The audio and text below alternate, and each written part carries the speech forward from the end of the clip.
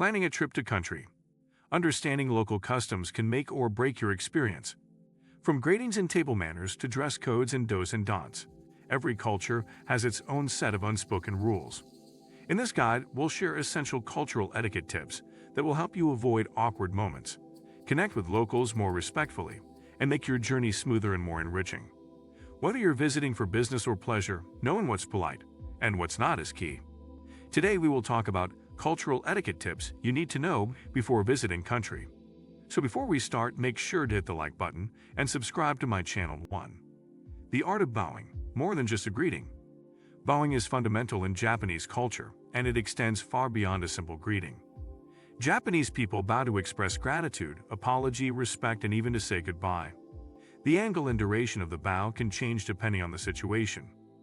For instance, a slight bow, about 15 degrees, is common among friends or casual acquaintances, while a deeper bow, 30 to 45 degrees, is expected in more formal settings or when apologizing. Tourists are not expected to master the subtleties of every bow, but making the effort to bow back is appreciated. Avoid attempting a handshake unless initiated by the Japanese person. Bows are preferred in almost all social and business settings. Even automated robots in stores and train stations bow, a testament to how ingrained this practice is in Japanese life. 2. Shoes off, slippers on. Footwear protocols matter. One of the first etiquette shocks tourists encounter in Japan involves shoes. It's customary to remove your shoes when entering a home, certain restaurants, temples, and even traditional inns, ryokan. You'll usually find a small entryway called a genkin where guests remove their shoes and switch to indoor slippers. Many Japanese homes also have separate bathroom slippers that must be used only in the toilet area and never worn back into the living space. Wearing outside shoes indoors is considered not only disrespectful, but also unhygienic. Pay attention to cues like shoe racks or people taking off their shoes and always follow suit. When in doubt, ask or observe the behavior of those around you. Carrying socks without holes is also a good idea, as you'll likely be removing your footwear often during your trip. 3. Dining etiquette. Quiet, gracious, and chopstick savvy. Japanese dining culture is marked by quiet respect, precision, and rituals. First, always say itadakamasu before eating and gochisu sama deshita after finishing your meal. These expressions convey gratitude for the food and the person who prepared it. Slurping noodles like ramen or soba is acceptable and even encouraged as it shows appreciation. However, burping, talking loudly, or answering your phone at the table is frowned upon. Chopsticks also come with their own set of rules.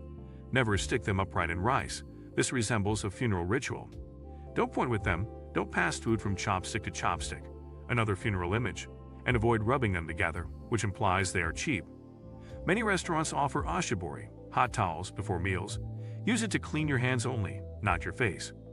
Lastly, tipping is not customary and can even be considered rude. Exceptional service is already included in the hospitality culture. 4. Public behavior. Respect the silence and keep it orderly. Japan's public spaces are marked by an almost sacred level of quiet and orderliness. Talking loudly in public, especially on trains, is considered disrespectful. You'll notice that most commuters wear earphones, read books, or simply sit in silence. Phone calls should be avoided while on public transportation. It's better to send messages or wait until you've exited the train. Queuing is another essential practice. Whether waiting for a train, a bus, or a cashier, always form an orderly line and respect personal space. On escalators, stand on the left side in most cities, right side in Osaka, to let others pass. Littering is strongly discouraged and public trash bins are rare, so you're expected to carry your trash with you until you find a proper place to dispose of it. This meticulous attention to public conduct is part of what keeps Japan remarkably clean and civilized. 5. Language and communication, subtle, polite, and indirect.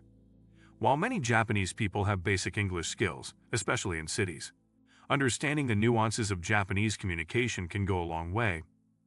Japanese language relies heavily on indirectness and subtlety. Saying no directly is often considered impolite, so a vague response like maybe, it's difficult, or even silence might actually mean no. Reading facial expressions, tone, and context is crucial. Honorifics like san, Mr./Ms. are used even in casual speech as a sign of respect.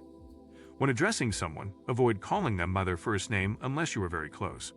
If you want to be polite, phrases like sumimasen, excuse me or sorry, arigatou gozaimasu, thank you, and onegai shimasu, please, are invaluable. Learning even a few words of Japanese is often met with smiles and gratitude. Above all, maintaining a humble and respectful tone in conversation will earn you immense goodwill. 6. Gift-giving and omotenashi, the spirit of thoughtfulness. Gift-giving, or omiyage, is a deeply rooted custom in Japan.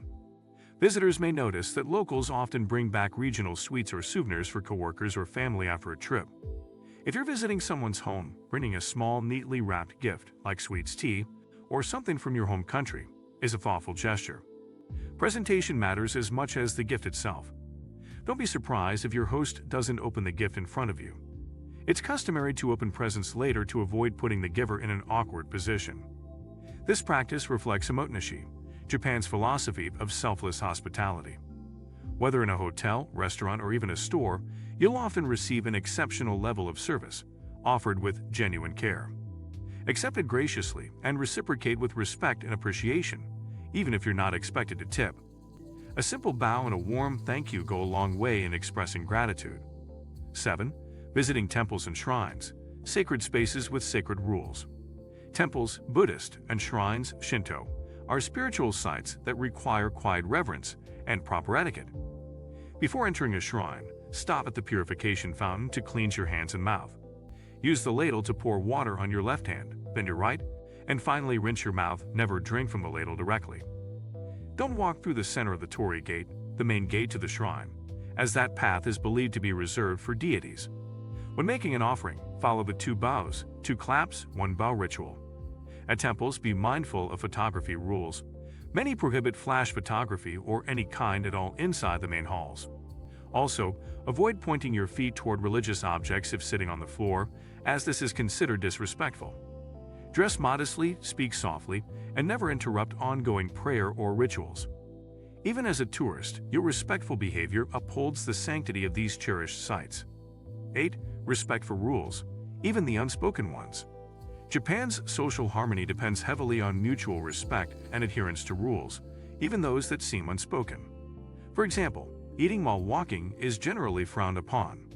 Street food is common in festivals, but it's usually eaten while standing at the stall. Smoking is restricted to designated areas. Don't light up randomly on sidewalks. In hot springs, onsen, bathing is done completely nude, and tattoos, often associated with organized crime, might bar you from entering some baths. Always wash thoroughly before entering the communal bath, and never splash or swim.